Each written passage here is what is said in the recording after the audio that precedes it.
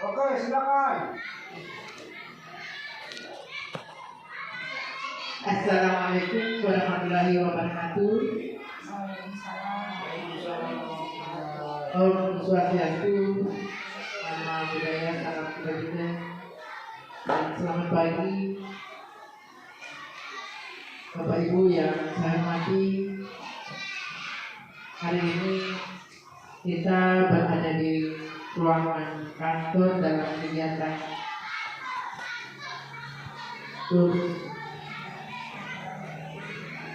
pengembangan penyebaran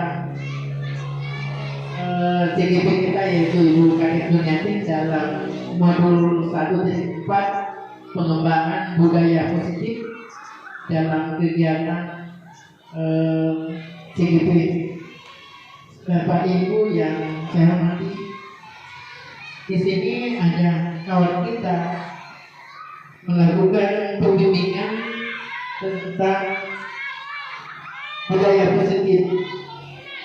Jadi saya harap dari saya selaku kepala sekolah mengharapkan kepada kita semua, utamanya Bapak Ibu Dewan Guru, dalam kegiatan ini khususnya CGP kita Ibu Kadek Juniatin, kita sama-sama untuk membantu dalam kegiatan ini dalam hal pembimbingan budaya positif terhadap anak-anak, karena ini adalah suatu yang kita lakukan di sekolah kepada siswa kita, yaitu budaya positif. Yang mana budaya positif ini telah kita lakukan, yaitu kebiasaan terhadap anak itu nilai-nilai keyakinan dan kebiasaan yang positif yang dilakukan di pihak murid. Jadi ini bertujuan kepada murid, apa yang nilai-nilai yang positif yang kita laksanakan, untuk murid-murid kita. Pembiasaan seperti selesai yang kita sudah lakukan, setelah selesai upacara mereka mengadakan salam terhadap guru. Itu adalah kebiasaan yang kita laksanakan.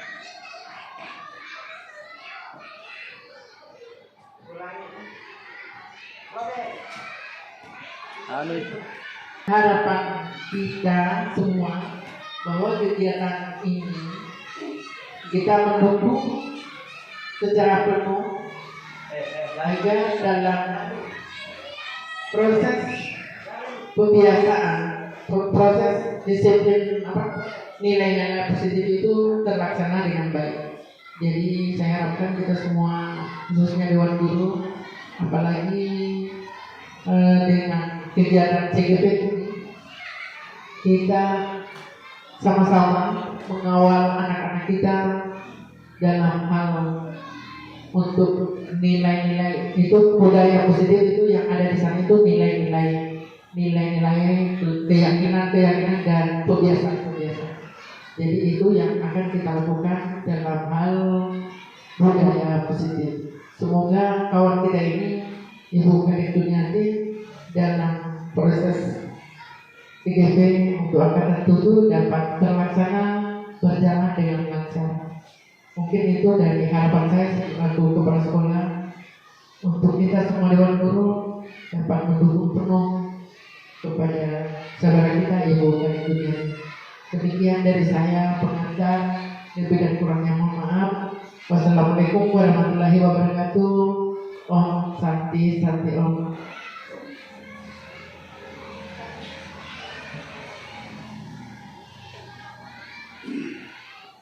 Terima kasih atas waktu yang diberikan.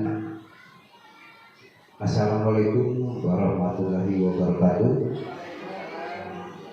Om Swastiastu, selamat pagi dan salam sejahtera buat kita semua.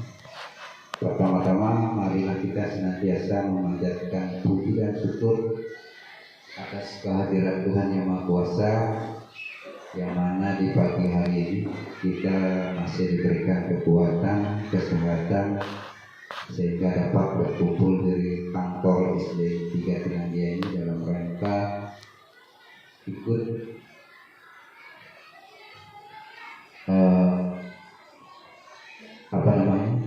penyampaian penyebaran nilai-nilai positif, disiplin positif yang disebarkan oleh salah satu rekan guru kita yang telah lulus dan ikut pendidikan guru penggerak. Ini suatu kebanggaan buat kita bersama di SD 3 Finlandia ini, di mana saya sebagai seniornya juga pernah melakukan hal seperti di sekolah. Nah, ini tentunya akan banyak memberikan nilai tambah buat kita semua, teman-teman guru, di mana nanti sebentar akan disampaikan apa sih itu sebenarnya disiplin positif yang dikaitkan dengan nilai-nilai kebijakan universal, teori motivasi, hukuman, keyakinan kelas, termasuk 5 posisi kontrol, kemudian segitiga restitusi. Nah, ini semua saya berkaitan dengannya. Yang mana di dalam 5 posisi kontrol ini kita sebagai guru sebenarnya sudah melakukannya. Akan tetapi lebih banyak kita melakukan yang pertama dari 5 posisi kontrol itu. Yang pertama adalah penghukum. Jadi kita guru senantiasa mendisiplinkan siswa kita itu selalu dengan hukuman. Padahal masih ada cara-cara yang lain. Itu adalah pembuat rasa bersalah. Yang ketiga sebagai teman, kemudian yang keempat itu pemantau dan mengajar sebagai pengajar. Ini sebenarnya posisi kontrol, 5 posisi kontrol ini kita sebagai guru harus kita kuasai. Jadi sudah tidak zamannya lagi bahwa untuk mendisiplinkan kita murid itu selalu kita gunakan hukuman. Ya. Dengan menyampaikan, memancing anak-anak dengan merasa bersalah, itu sangat positif. Lebih baik daripada kita memberi hukuman. Ya. Yang selanjutnya mungkin nanti ini sebentar akan dijelaskan oleh Ibu Kadek apa-apa itu segitiga restitusi dan sebagainya. Tetapi saya secara garis besar saja bahwa itu semua saling berkaitan. Ya, itu segitiga restitusi itu adalah 3 langkah yang digambarkan pada ketiga sisi segitiga restitusi ke suatu yang pertama itu adalah menstabilkan identitas. Sisi kedua yaitu validitas tindakan. Yang ketiga adalah menanyakan keyakinan. Jadi ini sebenarnya dari ada 2 itu, dari 5 posisi kontrol ke segitiga restitusi itu semua saling berkaitan. Jadi dari awal kita memahami itu 5 posisi kontrol, kemudian kita terapkan segitiga restitusi. Jadi setiap ada masalah kepada anak-anak, kita tidak langsung menghakimi dengan memberikan hukuman, dan di situ mungkin kita sudah pernah menyaksikan di media massa, televisi dan sebagainya, anak karena melakukan kesalahan diberikan hukuman yang tidak sesuai dengan untuk memberikan disiplin. Lebih berat, lebih cenderung kita memberikan hukuman fisik. Ya. Jadi mungkin itu yang dapat saya sampaikan secara garis besar. Nanti sebentar mungkin Ibu Kadek akan menjelaskan secara mendetail agar rekan-rekan teman-teman guru ini lebih memahami. Demikian saya akhiri dengan ucapan Assalamualaikum warahmatullahi wabarakatuh. Om Santi Santi Santi Om. Atas kesempatan dan waktu yang diberikan kepada saya. Sebelumnya, selamat pagi teman-teman semua. Baik. Gimana kabar hari ini? Baik. Sehat? Ya. Semangat? Semangat. Ya, saya harap karena kita sebagai guru harus selalu semangat karena kita akan menanamkan budaya semangat itu kepada murid-murid kita. Oke, pada kesempatan kali ini saya akan memberikan pemahaman mengenai budaya positif. Hal ini sangat baik dan sangat berguna bagi kita sebagai seorang guru, di mana kita itu harus menanamkan budaya positif ini terlebih dahulu pada diri kita sendiri sebelum menanamkan kepada siswa-siswa kita. Jadi Bapak Ibu yang sangat saya banggakan, saya di sini tidak untuk memberikan, tidak untuk menggurui ya, tidak. Kita di sini semua sama-sama berdiskusi untuk bagaimana baiknya melakukan budaya positif tersebut. Jadi saya mohon sebentar partisipasinya Bapak Ibu untuk kegiatan ini. Baik, yang pertama kita bahas mengenai perubahan paradigma. Di mana paradigma kita selama ini, keyakinan kita selama ini bahwa menghukum itu bisa mendisiplinkan murid. Ya tak Bapak Ibu? Betul tidak Bapak Ibu? Ya. Pemikirannya kita, keyakinannya kita, kalau kita menekan siswa itu menghukum itu dia akan disiplin, padahal sebenarnya tidak. Di sini ada kegiatan kepala tangan, ada A dan B. Di sini ada Anda dan teman Anda. Sebentar saya minta partisipasinya Bapak Ibu untuk menjadi siapa yang mau jadi A dan siapa yang jadi B ya. Kemudian sobeklah secari kertas kecil, tuliskan benda atau sesuatu yang sangat berharga untuk Anda, letakkan di salah satu tangan Anda dan genggam benda atau sesuatu tersebut dengan segala daya. Buatlah sebuah kepala. Jadi nanti kepala tangan ya, begitu ya. Teman, ini untuk tugasnya A. Ya, siapa yang mau jadi A? Saya. Oh, Pak dulu ya, oke. Jadi Bapak bisa tulis di sini apa saja yang sangat berharga untuk Bapak. Apa saja yang sangat berharga untuk Bapak ditulis, kemudian dikepal, disimpan di kepala tangannya. Kemudian B akan mencoba dengan sekuat tenaga dengan berbagai cara untuk meminta A memberikan benda tersebut. Jadi B ini bisa membujuk, bisa mengancam, bisa juga menghadik, merayu, menyuap, dan apa saja yang bisa. Yang penting ini A ini bisa membuka kepala, maksudnya yang B ini bisa membuka kepala dari si A atau Bapak dulu. Siapa yang menjadi B? Bapak Ibu? Ibu Rasmi. Pak Ketut. Jangan sama laki-laki. Ayo. Iya Bapak Ketut saya. Bapak senior saya, guru penggerak angkatan 7. Sudah Pak? Sudah. Ya silakan dikepal. Pak bisa merapat ke A. Ayo Pak Tur. Ya Bapak bisa rayu, Pak Golu bisa rayu, bisa ngancam, bisa juga menyuap, apa saja deh. Yang penting Pak Golu bisa membuka. Mau dia buka kepala tangannya ini. Ayo Pak. Apa yang kau kepala itu? Apa yang kau pegang ini? Kertas ada tulisannya. Mana kan kalau saya buka itu? Marah toh. Mana sih? Ada sekarang nggak ada main paksa bos. Begitu kan? Iya. Bisa nggak dibuka itu dengan HP itu? Hah? Oh tidak senilai apa dengan apa yang saya kembali. Nah itu ini. Kan berbagi itu indah. Coba dilihat. Iya, tapi ada syaratnya apa di tangan kanan saya yang ada isinya atau di kiri. Kalau kamu tepat, ya saya kasih. Tidak perlu hadiah. Tidak, saya percaya itu di dalam tangannya Pak Guru itu Dia kertas. ada pengetahuan.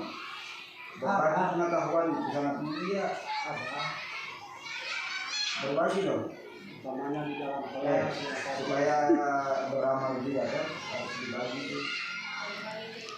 Bagi-bagi ilmunya. Iya ya. Iya. Jadi kalau nanti Pak Guru meninggal itu amalnya akan terlalu pelipat. Tidak boleh itu, tidak boleh. Ya, kita harus berbagi. Kalau ilmu itu kalau berbagi itu akan bertambah terus. Apa itu? Nah, apa Pak? Misalnya. Meja dan kursi. Yang berada itu meja dan Oh kursi. iya, meja dan kursi. Berarti Pak Ketut sudah berhasil. Dengan cara apa Pak? Merayu. Iya, Pak. Bukan merayu ini. Berarti Pak Golu ini berarti tidak bisa dikerasi dia, tidak bisa diancam. Berarti dengan cara merayu, beliau mau memberikan apa yang paling berharga yang ada di kepalan tangannya. Baik, terima kasih ya Pak Ketut dengan Pak Golu atas partisipasinya.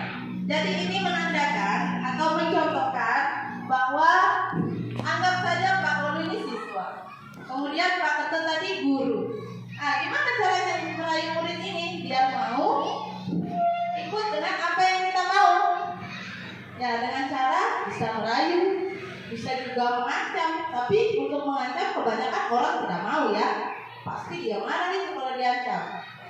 Kebanyakan hal yang berhasil itu bisa merayu dan membujuk. Sama saya juga. Ya, itu salah satu perubahan paradigma, salah satu perubahan cara pikir kita yang harus kita rubah mulai sekarang sebagai seorang pendidik.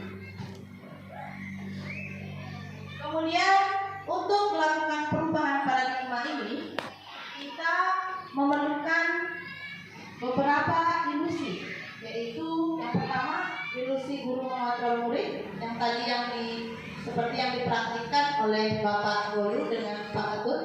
Kemudian ilusi bahwa kritik dan membuat orang merasa bersalah dapat menguatkan karakter. Kemudian ilusi bahwa semua penguatan positif efektif dan bermanfaat. Kemudian ilusi bahwa orang dewasa memiliki hak untuk memaksa. Jadi semua ilusi ini masing-masing guru memiliki pemahamannya, masing-masing memiliki bisa melakukannya dengan caranya sendiri ya. Entah kita berada di posisi kontrol untuk bahwa kritik dan membuat orang merasa bersalah dapat menguatkan karakter. Kemudian ada juga guru yang berada di semua penguatan positif, efektif dan bermanfaat. Ada juga ilusi bahwa kita sebagai orang dewasa itu memiliki hak untuk memaksa. Jadi Bapak Ibu, ini kalau kita lihat dari proses pembelajaran, kira-kira Bapak Ibu ada di posisi mana? Coba Bapak Ibu ada di posisi mana? Di kelas ini ada di posisi mana kira-kira Ibu pada saat proses belajar ini? Apakah Di dalam kelas. hanya membuat orang merasa bersalah dapat menguatkan karakter? Atau berada di posisi semua penguatan positif efektif dan bermanfaat? Atau di posisi orang dewasa itu memiliki hak untuk memaksa? Yang mana Ibu kira-kira? Ada di posisi mana?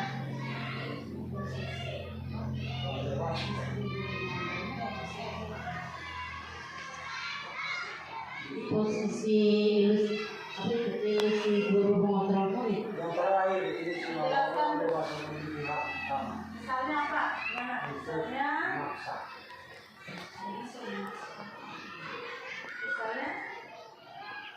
misalnya kalau itu mengontrol murid itu bagaimana? Kalau mengontrol murid mungkin seperti saya pribadi seorang guru, yaitu misalkan anak-anak sedang belajar, jadi kita tidak bisa meninggalkan anak-anak sepenuhnya.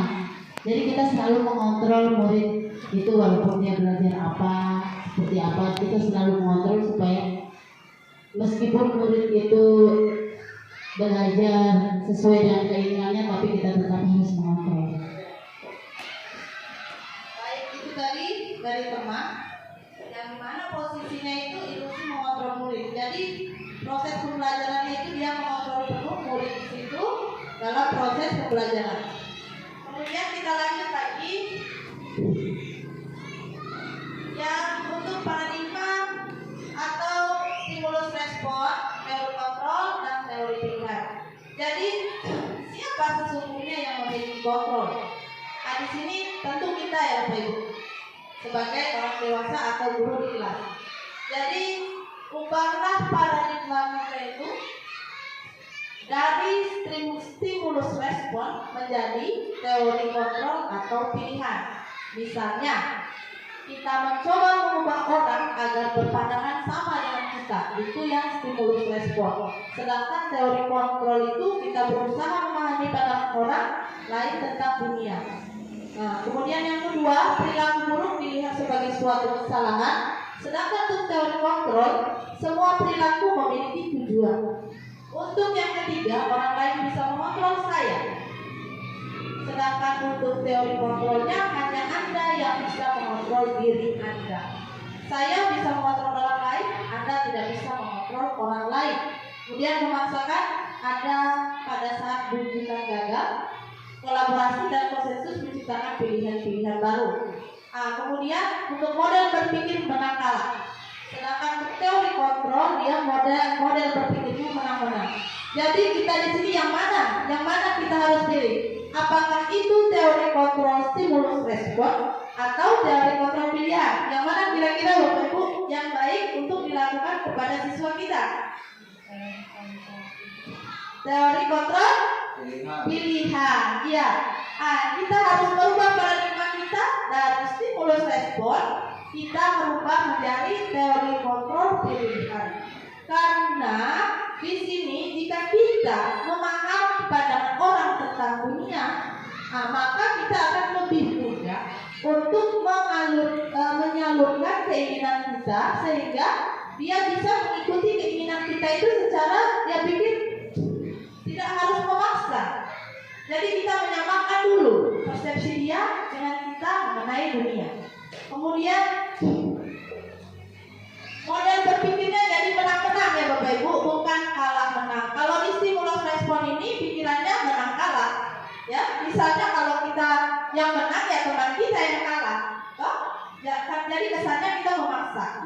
Sedangkan untuk teori pilihan, di sini kita model berpikirnya menang-menang. Jadi tidak ada yang kalah, semuanya menang-menang.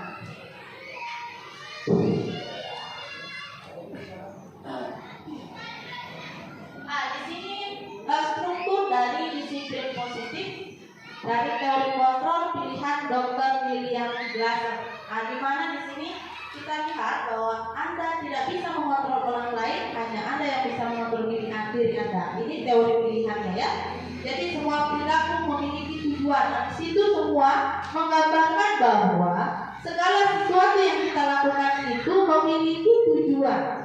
Setiap anak, kita contohkan anak ini misalnya mengantuk dalam kelas, pasti tujuannya dia mengantuk, misalnya tidur dalam kelas itu apa? Apa kira-kira Bapak Ibu? Ingin mencari perhatian, ya, ingin mencari perhatian kita karena bosan nih, saat belajar ini terus jadi ngantuk, pasti seperti itu. Jadi untuk menyelami apa yang dimaksud anak ini, kita harus mengetahui dulu dasarnya, kemudian kita melakukan teori kontrolnya, kemudian kita harus mengetahui bagaimana cara memotivasi murid tersebut.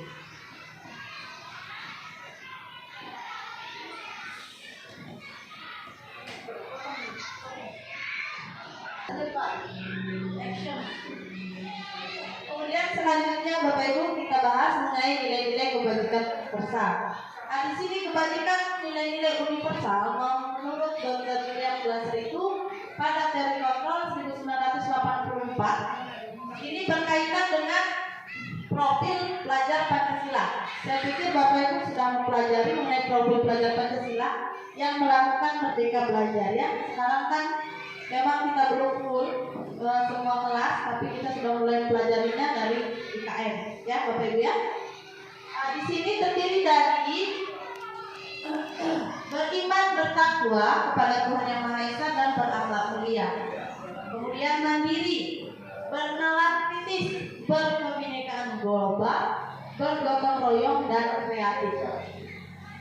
Ini merupakan landasan dan tujuan kita untuk melakukan perubahan karakter siswa. Jadi melalui beriman dan bertakwa itu, siswa akan memiliki rasa beriman kepada Tuhan dan kepada agamanya masing-masing. Kemudian mandiri, dia mampu mandiri dan memiliki mampu menemukan ide-ide yang bisa membuat mereka untuk belajar. Kemudian bernalar kritis, dia bisa mengembangkan berbagai pembelajaran dalam kegiatan pembelajaran. Ya, untuk kebinekaan global dan gotong royong kreatif juga Bapak Ibu, saya pikir sudah semua memahami mengenai profil pelajar Pancasila. Kita lanjut. Di sini kita bahas motivasi, hukuman dan penghargaan. Jadi di sini teori motivasi perilaku manusia. Di sini ada motivasi eksternal, kemudian internal. Jadi yang kita tekankan dan yang akan kita jalankan di sini, yang berusaha kita lakukan, yaitu menumbuhkan motivasi internal. Motivasi internal anak ini kita bisa bentuk, kita bisa tumbuhkan jika anak menghargai diri sendiri dan misalnya dengan saya akan menjadi orang seperti apa apabila saya melakukannya, ya. Jadi untuk menghargai diri sendiri itu kita perlu memberikan teori-teori motivasi agar mereka dapat berusaha untuk menghargai diri sendiri. Seperti misalnya Bapak Ibu, bila saat upacara bendera itu akan berusaha datang lebih awal. Apakah Bapak Ibu hanya takut karena takut dimarahi atasan, atau karena Bapak Ibu menghargai diri sendiri? Yang mana Bapak Ibu? Ayo balik. Yang mana? Menghargai diri Berarti ya menghargai diri sendiri. Jadi di sini seluruh guru sudah memiliki motivasi internal, sehingga kita melakukan hal itu tidak melihat orang lain, atau tidak melihat imbalan, atau tidak takut pada hukuman, tetapi lebih menghargai diri kita sendiri dan menghargai profesi kita sebagai seorang guru. Lanjut, untuk kita perhatikan mengenai menurut Ki Hajar Dewantara, merdeka itu artinya tidak hanya terlepas dari perintah, akan tetapi juga cakap buat memerintah diri sendiri. Jadi kita sebagai seorang guru harus bisa cakap dalam memerintah atau memanajemen diri kita sendiri, ya. Jangan kita melakukan suatu hal kita takut dihukum atau takut ditegur atasan misalnya. Lebih dari kita menghargai diri kita sendiri dan profesi kita. Itu yang menurut Ki Hajar Dewantara mengartikan merdeka itu bahwa tidak hanya terlepas dari perintah, tetapi juga cakap untuk memerintah diri sendiri. Ini dihukum dengan penghargaan. Ya, ini menarik sekali Bapak Ibu mengenai dihukum dengan oleh penghargaan, karena kita sering lakukan di kelas, saya pikir, ya. Misalnya sering sekali kita itu, ayo anak-anak dikerjakan tugas ini. Bahkan saya juga sering, ya. Jadi setelah mempelajari ini, saya baru tahu bahwa ternyata yang saya lakukan itu merupakan proses menghukum siswa. Misalnya suruh, ayo anak-anak dikerjakan ini. Kalau bisa nanti ibu kasih nilai 100, atau nanti ulangannya ibu kasih nilai 100 misalnya, atau nanti keluar main ibu cantik es. Itu kita dihukum oleh penghargaan. Secara tidak langsung kita menghukum siswa untuk terbiasa untuk mendapatkan penghargaan dari setiap yang mereka lakukan. Jadi itu sebenarnya mau dibilang salah, ya Bapak Ibu, karena itu kita termasuk proses menghukum siswa melalui penghargaan yang kita lakukan. Pernah nggak Bapak Ibu melakukan ini di kelas? Ayo. Pernah. Menyuruh siswa, siapa yang mengerjakan jawaban, dia yang keluarkan duluan. Itu sudah pernah kan? Siapa yang cepat mengerjakan akan keluar main duluan. Itu termasuk menghukum penghargaan. Jadi Bapak Ibu, kalau bisa setelah melihat materi ini, setelah mengetahui bahwa itu penghukum, nanti jangan kita lakukan lagi ya. Bisa enggak Bapak Ibu? Iya. Jadi saya itu sebenarnya ini materi ini nyinggung diri saya juga, karena saya juga sering melakukan ini di kelas. Misalnya kayak saya itu hari olahraga, ayo yang bisa ini yang menang nanti saya traktir Indomie di kelas, di kantin. Nah itu sudah pernah saya lakukan, ternyata tidak boleh. Ternyata itu termasuk dihukum oleh penghargaan.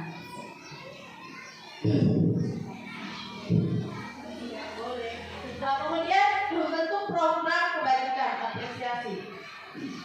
Di sini juga bentuk kebajikan apresiasi juga merupakan sebuah cara untuk menumbuhkan teori intrinsik dari siswa.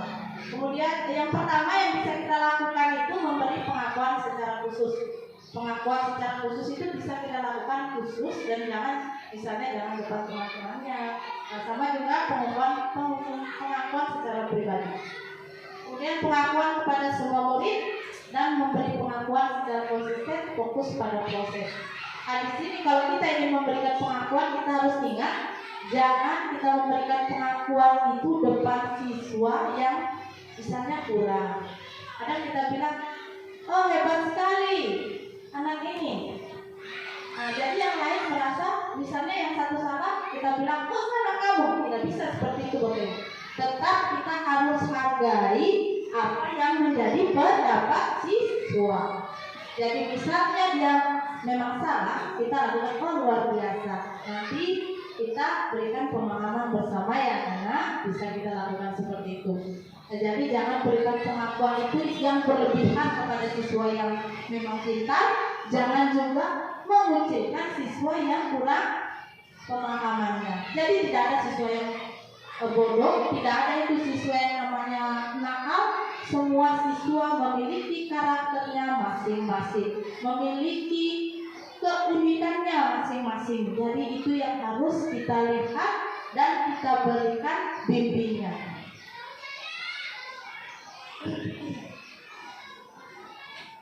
Nah ini lihat untuk contoh pengakuan apresiasi kebajikan. Kemarin saya perhatikan untuk pembukanya, nilai kebajikannya, rasa empatinya besar sekali. Ini bisa untuk kita berikan apresiasi kepada siswa kita yang melakukan, bisa menggunakan kalimat-kalimat seperti ini Bapak Ibu. Kemudian ini untuk hukum atau konsekuensi. Jadi sini saya minta partisipasinya Bapak Ibu untuk menebak. Ini misalnya untuk mencatat 100 kali di dalam buku kalimat, saya tidak akan terlambat lagi karena terlambat ke sekolah. Ini termasuk hukuman atau konsekuensi? Hukuman atau konsekuensi? Konsekuensi karena anak disuruh menulis dalam 100 kali supaya dia jadi mengingat agar mereka terulang kembali yang dia lakukan. Kemudian lari mengelilingi lapangan basket 2 kali karena terlambat hadir di sekolah. Hukuman atau konsekuensi? Hukuman. Kenapa Bapak? Kenapa Ibu? Lari mengelilingi lapangan basket 2 kali termasuk hukuman. Karena di situ yang terlambat hadir di sekolah. Dia kan termasuk hukuman karena disuruh siapa yang terlambat dihukum lari mengelilingi lapangan. Untuk yang murid diminta push up, hukuman. Kemudian menggantikan kertas tugas semat yang telah dicoret, hukuman atau konsekuensi? Konsekuensi. Kemudian membersihkan tumpahan air di meja, tulis karena tersenggol pada saat belajar, hukuman atau konsekuensi? Ya. Konsekuensi. Kalau menumpahkan nanti harus baik, konsekuensi. Kemudian murid disuruh untuk tidak mengenakan sepatu seharian di sabtu hitam termasuk Hukuman. hukuman. Ya. Lari mengelilingi lapangan basket 2 kali karena terlambat 10 menit untuk pelajaran videokan. Hukuman. Hukuman. Ya, kita simak jawaban berikut dari jawaban tersebut. A. Ini yang termasuk hukuman yang pertama. Mencatat 100 kali di dalam kalimat. Saya tidak akan terlambat lagi karena terlambat ke sekolah itu merupakan hukuman. Jadi hukuman itu tidak direncanakan ya Bapak Ibu. Hukuman itu Itu yang bersifat fisik. iya, tidak juga Pak. Bisa juga bersifat non fisik atau kata-kata. Misalnya kamu ini atau kamu salah, kamu nakal, itu termasuk juga hukuman. Nah, jadi misalnya kalau hukuman itu tidak terencana atau istilahnya itu terjadi begitu saja pada saat itu. Sedangkan konsekuensi kan sudah jelas bahwa jika kita melakukan sesuatu maka kita harus memperbaikinya dengan cara punya konsekuensi dari hal yang kita lakukan tersebut. Misalnya menghentikan kertas tugas teman yang telah dicoret-coret ya, karena kita sudah anak siswa itu sudah mencoret-coret maka harus digantikan. Ya, konsekuensinya harus digantikan. Saya kira sampai di sini sudah sering ya terjadi di kelas ya, Bapak Ibu, sangat sering sekali. Kita tidak tahu. Iya, hanya kita tidak paham mungkin yang mana hukuman mana konsekuensi.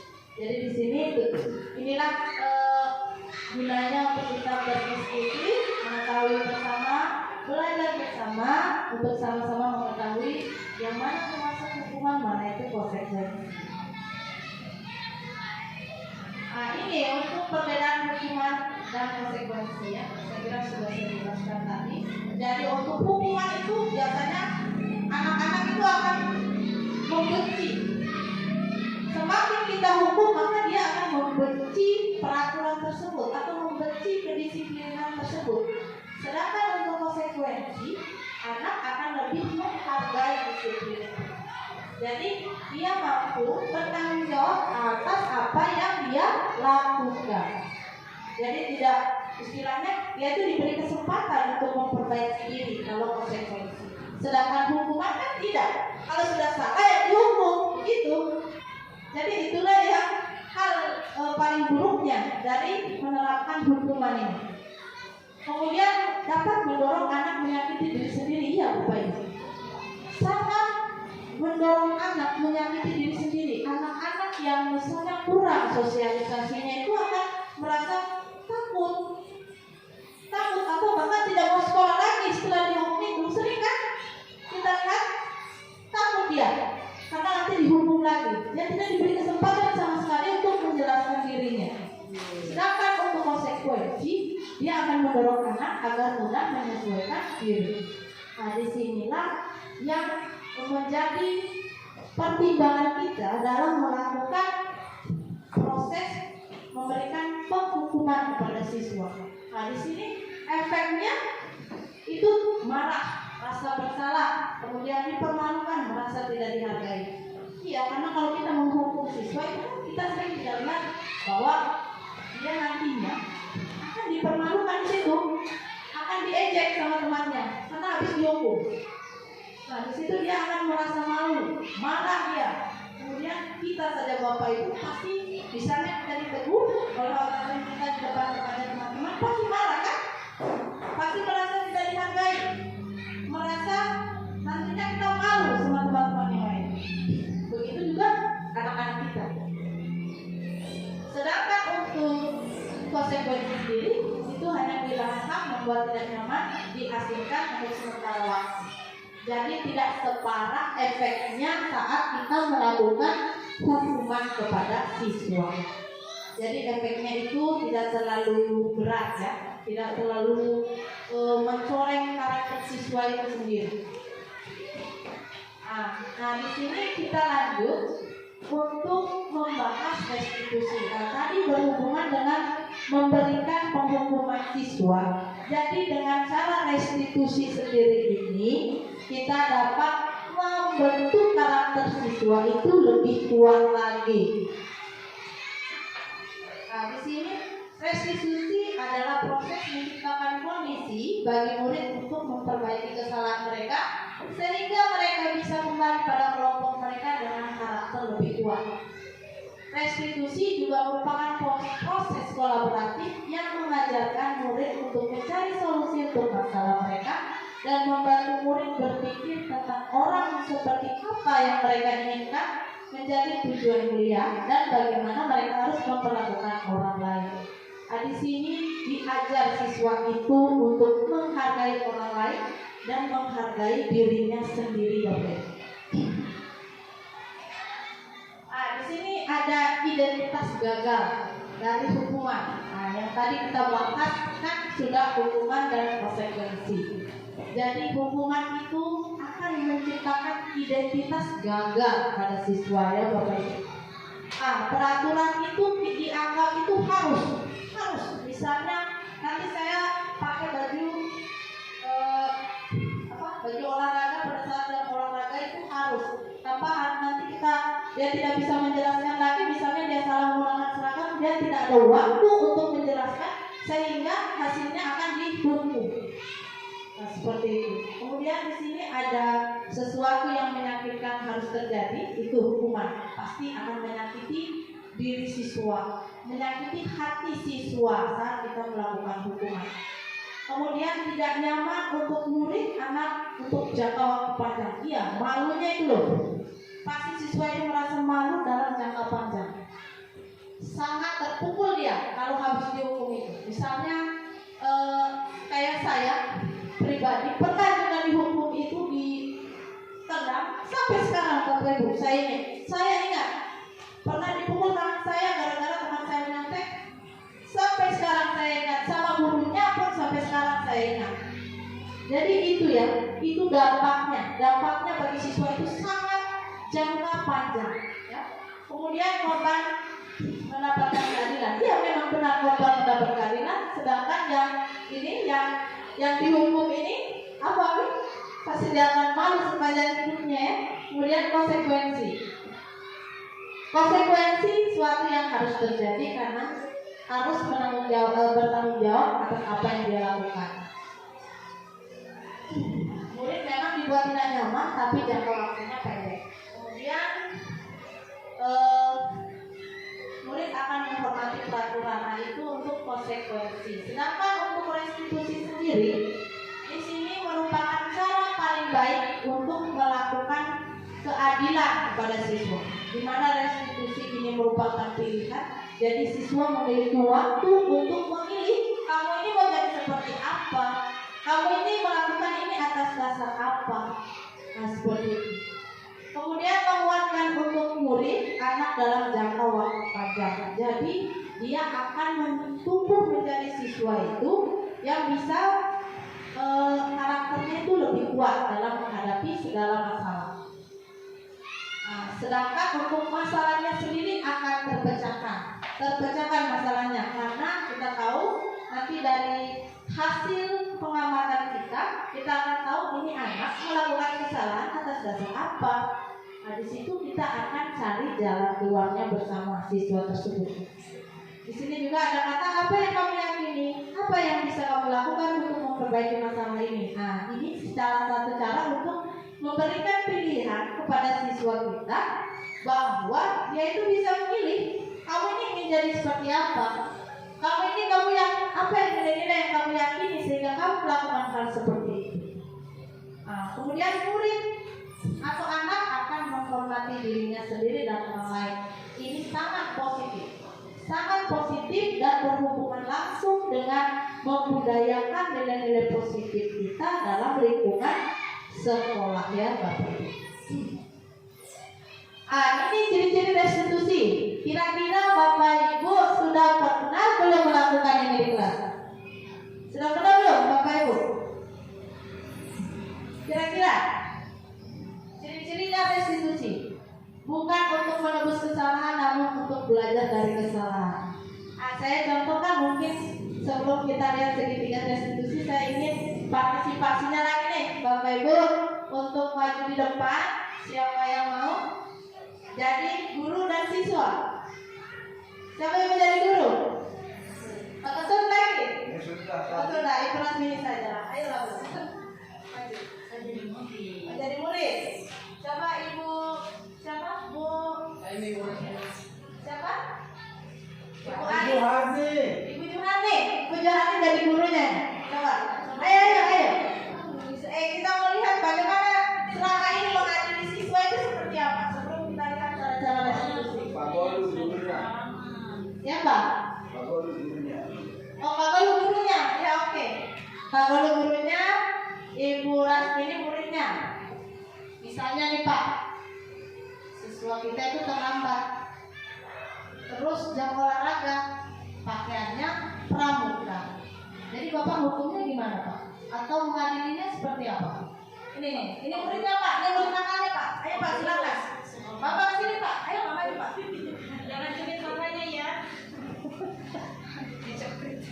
Gimana Pak cara mengadili siswa ini gimana? Ya. Mana pakaian olahraganya? Basah Pak. Basah. Iya. Wah, berarti kamu tidak bisa olahraga. Terpaksa masa di kelas. Kalau tidak bisa olahraga, masuk di kelas, membaca buku. Sebanyak 5 lembar. Bisa? Bisa. Itu Pak, itu aja Pak. Nggak dimarahin Pak, muridnya Pak. Hah? Tidak dimarah muridnya Pak. Ya, hukumannya dia membaca buku 5 lembar, dia ke kelas. Karena dia tidak pakai baju olahraga. Ya, baik. Nah itu termasuk cara untuk tadi itu termasuk apa Bapak Ibu? Menghukum atau konsekuensi? Menghukum ya, karena terjadi begitu saja. Dan misalnya kalau dia tidak pakai baju olahraga harus menulis 5 lembar buku di situ. Nah, termasuk menghukum. Nah, itu yang selama ini sering kita lakukan, betul? Betul tidak? Betul ya, kita sering lakukan itu. Bahkan hampir setiap hari kalau ada siswa bermasalah, langsung nih, kamu salah nih, kamu harus lakukan ini, kamu harus dihukum. Pasti seperti itu. Tidak, oh ya, Bapak guru penggerak pasti tidak ya, sudah tahu ini restitusinya kayak apa. Ya kita lanjut lagi Bapak Ibu, itu tadi sekilas mengenai masalah yang ada di kelas yang bisa kita lihat sebagai contoh dalam kegiatan sehari-hari sebelum kita mempelajari restitusi ini. Nah sekarang kita akan lihat cara untuk merestitusi.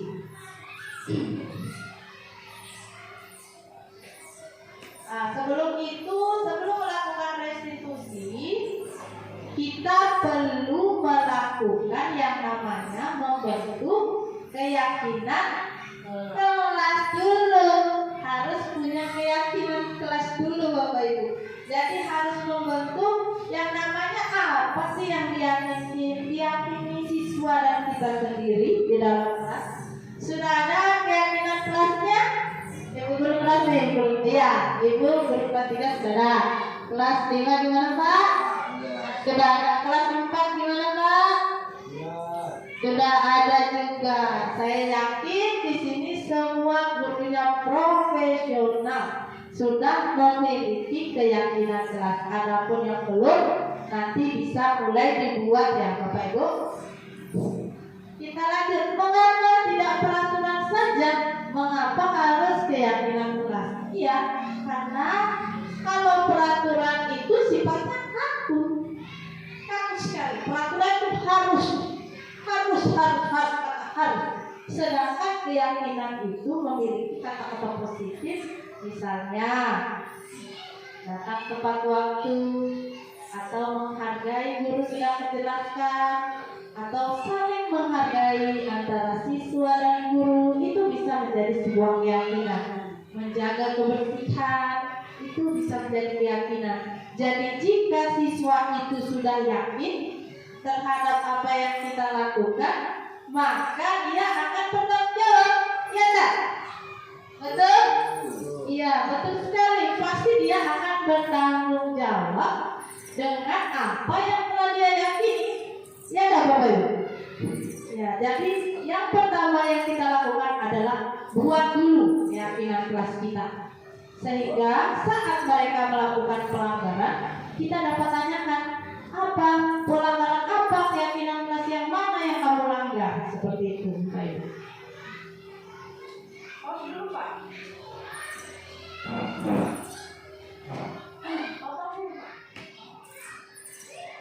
Lanjut saja nanti di foto. Masih semangat. Semangat. Coba sekarang untuk biar tantangan tuh saya ada sedikit mengenai kayaknya game ini sudah pernah ya, sudah pernah di kelas. Bumi itu bulat. Bumi itu bulat.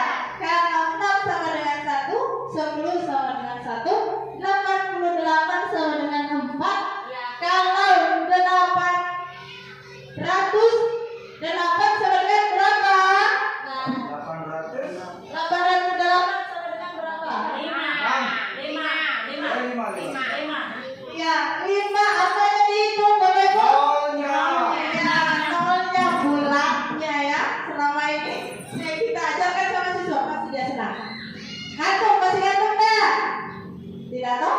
Tidak tahu, masih semangat. Ayo satu lagi. Kalau pesawat mendarat di tempat yang datar. Pesawat mendarat di tempat yang datar. 71 sama dengan 2. 11 sama dengan 2. Kalau 70 berapa Bapak Ibu? 1. Ya 1, mantap. Berarti sudah sering ini speaking di kelas. Ya baik ya, saya kira itu kita lanjutkan lagi mengenai keyakinan tadi. Kemudian di sini kita lihat, kita selama ini hanya tahu mengenai peraturan kelas. Peraturan kelas, sekarang kita rubah paradigma kita menjadi keyakinan kelas dulu. Kita bentuk dulu keyakinan kelas. Setelah terbentuk keyakinan kelas, maka akan ada lingkungan yang positif. Sehingga lingkungan positif itu akan berubah menjadi budaya positif. Jadi sebentar, kalau yang belum punya keyakinan kelas, mohon dibuat dulu agar kita bisa melanjutkan untuk membentuk lingkungan positif. Diawali dengan keyakinan kelas dulu, lingkungan positif, kemudian akan berbudaya, akan terbiasa untuk melakukan hal-hal yang positif. Kita perhatikan lagi di sini. Yang mana Bapak Ibu merupakan keyakinan kelas, yang mana peraturan, mana keyakinan. Di sini ada 2 tempat nih, sebelah kiri saya dengan sebelah kanan. Yang mana yang merupakan keyakinan, yang mana peraturan. Ayo.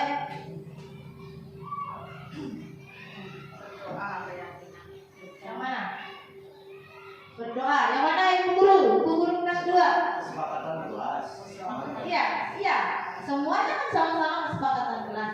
Nah, yang mana yang merupakan keyakinan? Yang masuk keyakinan ini Pak yang mana? Dan yang peraturan yang mana? Datang tepat waktu, mengucapkan salam, menjaga kebersihan sekolah, berdoa sebelum dan sesudah kegiatan, aktif dalam pembelajaran, kemudian tertib. Yang mana? Keyakinan. Ya, berdoa keyakinan. Apa lagi? Kalau peraturan yang mana? Menjaga kebersihan. Menjaga kebersihan. Mana lagi yang merupakan keyakinan?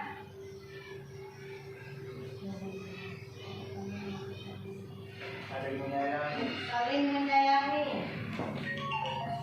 Ya, sudah menyayangi keyakinan. Kemana lagi?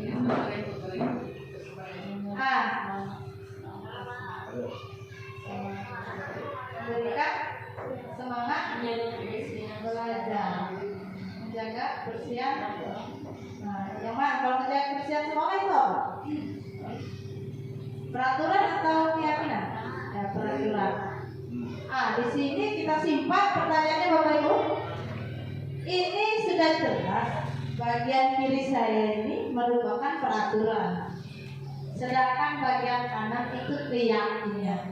Di situ ada kata-kata positifnya kayak saling menyayangi, semangat, peduli. Nah, itu merupakan nilai yang termasuk nilai-nilai universal yang diyakini oleh kita sendiri dan diyakini oleh siswa kita. Jadi kita bisa bedakan ya Bapak Ibu mengenai yang mana peraturan dan yang mana keyakinan kelas.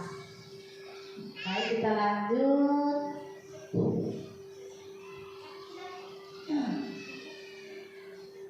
Nah, untuk kita lihat untuk kebutuhan dasar manusia dan dunia berkualitas. Di sini kalau kita ingin masuk ke dalam dunia berkualitas siswa itu, maka kita harus mengetahui kebutuhan dasar manusia. Kita lihat kebutuhan dasar manusia itu ada 5. Jadi ada kasih sayang dan rasa diterima, ada penguasaan, ada kesenangan, ada kebebasan, ada juga bertahan hidup. Masing-masing kita miliki ya Bapak, bukan hanya siswa kita, tapi kita juga memiliki kebutuhan dasar ini. Nah, nantinya yang akan Ibu bisa menjadi landasan untuk mengetahui apa sih sebenarnya kebutuhan dasar anak ini sehingga dia melakukan ini, kan begitu. Kita lanjut tema posisi kontrol. Ini kita sudah bahas tadi di awal yang sudah dijelaskan oleh Pak Guru penggerak kita Pak Ketut Murjana tadi mengenai posisi kontrol itu ada penghukum, membuat rasa bersalah, ada teman, pemantau, manajer. Nah, di sini ada kata-katanya. Misalnya kalau menghukum, guru berkata, kalau kamu tidak melakukannya, awas ya, rasakan ya, gitu kata-katanya. Awas kamu, awas. Itu termasuk menghukum. Kemudian rasa bersalah, kamu seharusnya, kamu sudah tahu, ibu rasa sekali mengatakan itu, ibu mengatakannya, ibu stres, nah itu merasa bersalah. Misalnya, kamu tak kasihannya sama ibu guru ini sudah jelaskan, tapi kamu tidak mau dengarkan, terus kan, begitu? Itu termasuk membuat rasa bersalah, posisi kontrolnya. Kemudian, ayolah lakukan demi ibu. Masa kamu tidak mau? Ingat tidak ibu pernah bantu. Itu posisi kontrol teman. Ayolah demi ibu, atau ayolah demi saya, atau ayolah lakukan demi ini. Nah, begitu. Untuk pemantau itu ditanya, apa peraturannya? Kenapa kamu melanggar peraturan ini? Dan seperti itu. Itu untuk pemantau. Sedangkan posisi manajer ini merupakan posisi paling baik yang kalau bisa ini yang dilakukan. Yang pertama kita lakukan bisa kita katakan apa yang kita yakini. Nah, yang tadi kebutuhan keyakinan kelas itu kita tanyakan dulu. Apa keyakinan kelas yang sedang kamu langgar? Gitu. Makanya dalam membentuk sebuah budaya positif itu harus kita bikin dulu keyakinan kelas. Apa yang bisa kamu kerjakan untuk memperbaiki misalnya ini ya. Jadi kalau misalnya keyakinan kelasnya misalnya sudah dilanggar, apa yang bisa kamu lakukan untuk memperbaiki masalah ini? Kita lakukan, berikan dia waktu untuk berpikir gimana cara memperbaikinya. Nah, di sini untuk manajer sendiri itu memiliki evaluasi diri bagaimana cara memperbaiki diri. Ya, jadi dia itu bisa memperbaiki diri dan bisa menghargai diri sendiri dan orang lain. Nah, ini pertanyaan-pertanyaan dan di sini siapa yang mengatakan saya kecewa sekali dengan kamu membuat merasa bersalah. Siapa yang mengatakan ini? Guru atau siswa, Bapak Ibu? Iya, guru saya kecewa sekali dengan kamu. Itu membuat merasa bersalah. Kamu tidak benar-benar melakukannya. Itu siapa yang mengatakan? Iya, gurunya. Itu posisinya menghukum. Kamu ini salah terus, tidak benar-benar. Nah, itu termasuk menghukum. Ayolah lakukan demi ibu. Nah, itu gurunya berada di posisi kontrol teman. Untuk memantau, apa kamu mau mendapat stiker bintang hari ini? Nah, itu untuk memantau. Bagaimana kamu bisa menyelesaikan masalah ini? Itu manajer. Kamu selalu yang paling terakhir, itu penghukum. Ya, saya kira sudah bisa membedakan ini yang mana posisi buat orang bersalah, mana penghukum, mana teman. pengamat, pemantau, dan manajer. Nah, kita sampai pada segitiga restitusi, Bapak Ibu. Ini kalau ada anak membuat kesalahan itu bisa kita lakukan yang pertama menstabilkan identitas. Stabilkan dulu identitasnya. Misalnya kita bisa katakan setiap orang pasti pernah melakukan kesalahan. Kamu bukan satu-satu yang pernah melakukan kesalahan. Misalnya kita tanya kenapa kamu harus berkelahi ya misalnya. Iya guru. Nah, kita bilang oh tidak apa-apa. Memang semua orang pernah melakukan kesalahan. Misalnya ibu juga pernah melakukan kesalahan. Itu bisa kita katakan kepada siswa kita untuk menstabilkan identitasnya. Kemudian lanjut validasi tindakan atau validasi kebutuhan. Ini memvalidasi tindakan salahnya. Misalnya kita dapat lakukan, kamu tentu punya alasan. Ya tadi berhubungan dengan 5 kebutuhan dasar kita sebagai manusia. Kamu tentu punya alasan, entah itu alasan kasih sayang, cari perhatian ya. Kalau cari perhatian itu kan termasuk kebutuhan akan kasih sayang. Iya tak Bapak Ibu? Betul? Ya. Kemudian adakah cara lebih efektif untuk mendapatkan apa yang kamu butuhkan? Jadi pertama kita harus buang dulu keyakinan. Habis itu kita harus paham kebutuhan yang merupakan 5 kebutuhan dasar manusia atau 5 kebutuhan dasar kita sebagai seorang manusia. Yang kita sama-sama manusia dengan seorang siswa itu pasti kita memiliki kebutuhan yang sama. Kemudian yang terakhir menanyakan keyakinan ini. Nilai-nilai apa yang telah kita sepakati? Kan kita sudah buat jelas. Nilai-nilai apa yang telah disepakati? Toh, tadi kita sudah buat keyakinan kelas. Jadi kita katakan nilai kamu melakukan ini. Nilai-nilai apa yang kamu yakini? Nilai-nilai apa yang kamu langgar? Misalnya dia terlambat datang ke sekolah, berarti dia melanggar nilai-nilai apa Bapak Ibu? Nilai-nilai disiplin dalam kelas ya, nilai disiplin dalam kelas. Kemudian setelah melakukan keyakinan itu kita carikan solusi. Kamu ingin jadi apa? Kamu ingin jadi seperti apa? Kalau misalnya kamu ingin terus menjadi siswa yang terlambat, kan tidak mungkin ya. Siswa kita pasti tidak akan melakukan itu. Pasti dia bilang, nanti saya tidak akan terlambat lagi Bu. Terus bagaimana caranya? Katanya, nanti saya bangun lebih awal Bu, biar saya bisa datang tepat waktu. Nah begitu. Kita lakukan dengan halus. Dengan begitu siswa kita itu bisa kuat karakternya, kembali ke kelompoknya itu dengan tidak rasa bersalah, tidak malu, tidak jatuh harga dirinya, tidak juga merasa dihakimi.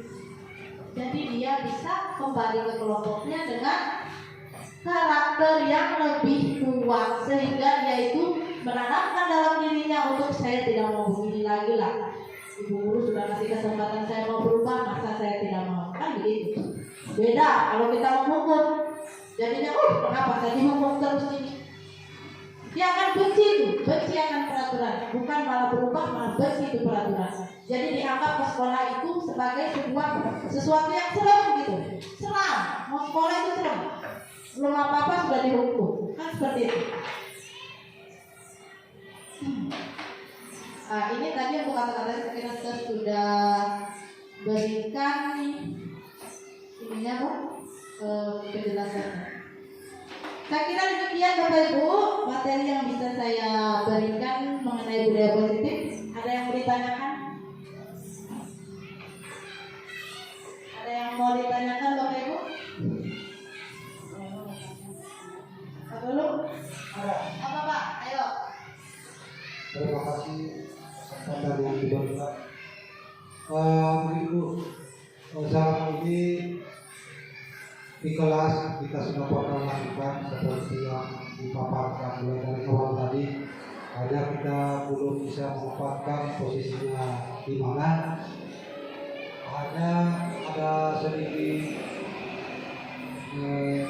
yang saya mau tanyakan seperti membentuk mana yang kira-kira bagus yang mana Bu? Apakah seperti tadi misalnya dia terlambat tidak pakai seragam, terus di dalam kelas kerjanya hanya mencari meja, kira-kira bahasa apa yang bagus kita melakukan tentang kita di kelas. Terima kasih Bu. Ya, baik, itu pertanyaan dari senior saya Pak Dulu kelas 4. Ini tadi saya sudah jelaskan mengenai cara menghukum yang tepat untuk siswa dengan cara melakukan segitiga restitusi. Yang pertama, Bapak tanya dulu. Nah, menstabilkan identitasnya dulu. Misalnya, Bapak tanya, kenapa kamu tidak bawa baju olahraga? Tanya. Misalnya alasannya basah Pak. Oh iya, tidak apa-apa. Bapak juga pernah begitu. Misalnya Bapak bilang begitu ya. Bapak juga pernah begitu, basah bajunya tidak pakai baju olahraga. Bisa dilanjutkan validasi kebutuhan. Bapak harus tahu dulu kebutuhan dasarnya siswa ini apa. Misalnya sering dia tidak pakai baju olahraga, berarti apa itu Pak? Berarti cari perhatian ya Pak. Nah, kebutuhan dasarnya itu kasih sayang yang tidak dipenuhi. Berarti di rumahnya itu kurang kasih sayang barangkali Bapak Ibu. Terima kasih Bu. Ya. Kemudian dilanjutkan menanyakan keyakinan kelas yang sudah dibuat. Nah, itu hal terakhir yang bisa Bapak lakukan untuk menanyakan keyakinan kelas, kemudian memberikan solusinya. Seperti itu Bapak, bagaimana? Tak belum? Terima kasih Bu. Ya, baik, terima kasih. Jadi saya pikir teman-temanku semua hanya demikian yang bisa saya sampaikan mengenai budaya positif. Saya ucapkan banyak terima kasih atas perhatiannya, atas perhatian teman-teman, atas partisipasinya hari ini. Lebih dan kurang saya mohon maaf karena tidak ada manusia yang sempurna, karena kesempurnaan hanya milik Tuhan yang Maha Esa. Saya akhiri dengan selamat siang dan salam bahagia untuk kita semua. Ayo tepuk tangan untuk kita semua, guru-guru hebat.